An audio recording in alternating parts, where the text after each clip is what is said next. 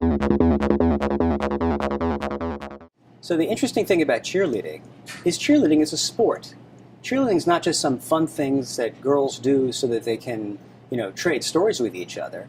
It's really morphed itself over the last 15 years into a very competitive sport that has injury rates that are starting to approach that of football and soccer. The acrobatic activity that these young ladies do often have them launched up in the air, double their body height. And there's a lot of potential energy there so that when they start falling, if they're not caught appropriately or if they land awkwardly, they can get injured. So you're really relying in those athletes on their musculature, on their ability to know where their body is in space, what we call proprioception, and they're very reliant on each other for being caught, for having their falls broken appropriately. Sometimes we see the flyers, the young ladies who get launched into the air, not get caught properly. Maybe they hit the ground. Maybe someone only grabs one of their limbs and they get twisted. So when it comes to the cheerleaders, I consider them impact athletes who have a high rate of injury because of the very nature of their sport, the heights that they get to.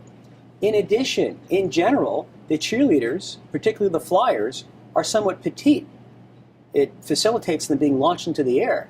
But the smaller you are, the smaller your bones are. And the smaller a bone is, the easier it is to break. So we do see a higher rate of injuries in those youngsters. Doesn't mean you shouldn't have them participate, just like I wouldn't say, don't participate in football because there's a risk you might get injured, but go into it with your eyes open. To prevent those injuries from happening, you got to make sure there's appropriate spotters while they're learning their tricks. You got to make sure that the trick that they're doing or the stunt that they're doing is appropriate for their level of maturity and activity. And you want to make sure that you sequentially do more and more difficult activities rather than launch them right into something that's very challenging. They need cross-training just like the other athletes. We want to make sure they have a strong core. We'd like to have them work with some light weights. We'd like to work with jumping. We'd like to work with balance.